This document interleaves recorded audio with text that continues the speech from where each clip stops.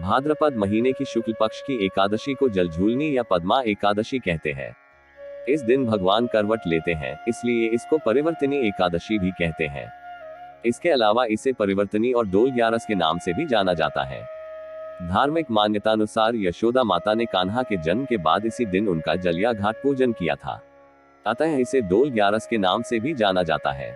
इस एकादशी व्रत से वाजपेय यज्ञ के समान फल मिलता है। जो मनुष्य इस एकादशी पर श्री विष्णु के वामन रूप की पूजा करता है, उससे तीनों लोग पूज्य होते हैं। इसलिए मोक्ष की इच्छा करने वाले मनुष्य यह एकादशी व्रत अवश्य करना चाहिए। समस्त पापों का नाश करने के लिए इससे बढ़कर कोई और उपाय नहीं है। जलझूलनी परिवर्तनी पद्मा एकादशी कथा। युधिष्ठिर कहने लगे कि हे भगवान, भाद्रपद शुक्ल एकादशी का क्या नाम है, इसकी विधि तथा इसका महात्म्य कृपा करके कहिए। तब भगवान श्री कृष्ण कहने लगे कि इस पुण्य, स्वर्ग और मोक्ष को देने वाली तथा सब पापों का नाश करने वाली उत्तम वामन एकादशी का महात्म्य मैं तुमसे कहता हूँ, तुम ध्यानपूर्वक सुनो। यह परिवर्तनी एकादशी जयंती एकादशी भी कहलाती है। इसका यज्ञ करने से वाजपेय यज्ञ का फल मिलता है। पापियों के पाप नाश करने के लिए इससे बढ़कर कोई उपाय नहीं। जो मनुष्य इस एकादशी के दिन मेरे वामन रूप की पूजा करता है, उसे तीनों लोग पूज्य होते हैं। अतः मोक्ष की इच्छा करने वाले मनुष्य इस व्रत को अवश्य करे। जो कमलनयन भगवान का कमल से पूजन करते हैं, वे अवश्य भगवान के समीप जाते हैं। जिसने भाद्रपद शुक्ल एकादशी को व्रत और पूजन किया, उसने ब्रह्मा विष्णु सहित तीनों लोकों का पूजन किया। अतः हरिवासर अर्थात एकादशी का व्रत अवश्य करना चाहिए। इस दिन भगवान करवट लेते हैं, इसलिए इसको परिवर्तनी एकादशी भी कहते हैं।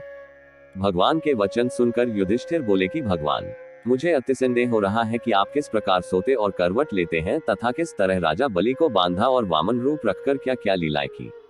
चातुर्मास के व्रत की क्या विधि है तथा आपके शयन करने पर मनुष्य का क्या कर्तव्य है, सो आप मुझसे विस्तार से बताए।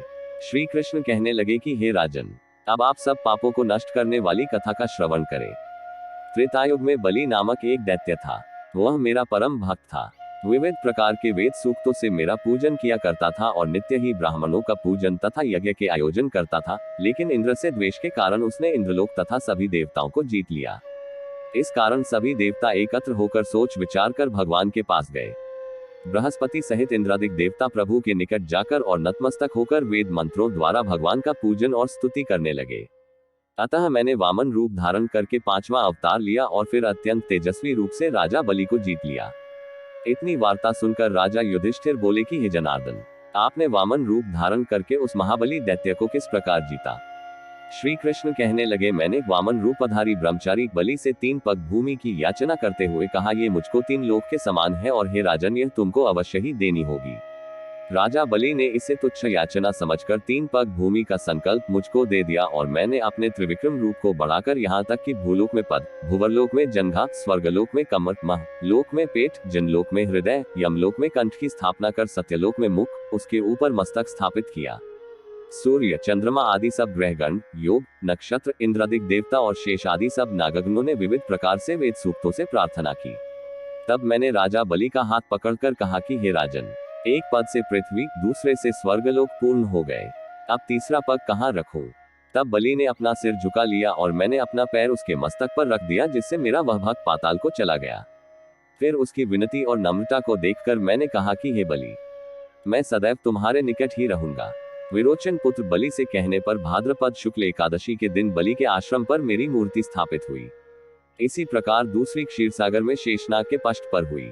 हे राजन, इस एकादशी को भगवान शयन करते हुए करवट लेते हैं, इसलिए तीनों लोकों के स्वामी भगवान विष्णु का उस दिन पूजन करना चाहिए। इस दिन तांबा, चांदी, चावल और दही का दान करना उचित है। रात्रि को जागरण अवश्य करना चाहिए। जो विधिपूर्वक इस एकादशी का व्रत करते हैं, वे सब पापों से मुक्त होकर स्वर्ग में जाकर चंद्रमा के समान प्रकाशित होते हैं और यश पाते हैं। जो पापनाशक इस कथा को पढ़ते या सुनते हैं, उनको 1000 अश्वमेध यज्ञ का फल प्राप्त होता है। अगर कहानी अच्छी लगी हो तो लाइक और शेयर करें और ऐसी ही रोचक कहानियों का रसपान करने के लिए हरि कथामृत चैनल को सब्सक्राइब करना न भूलें और हमसे जुड़े रहें।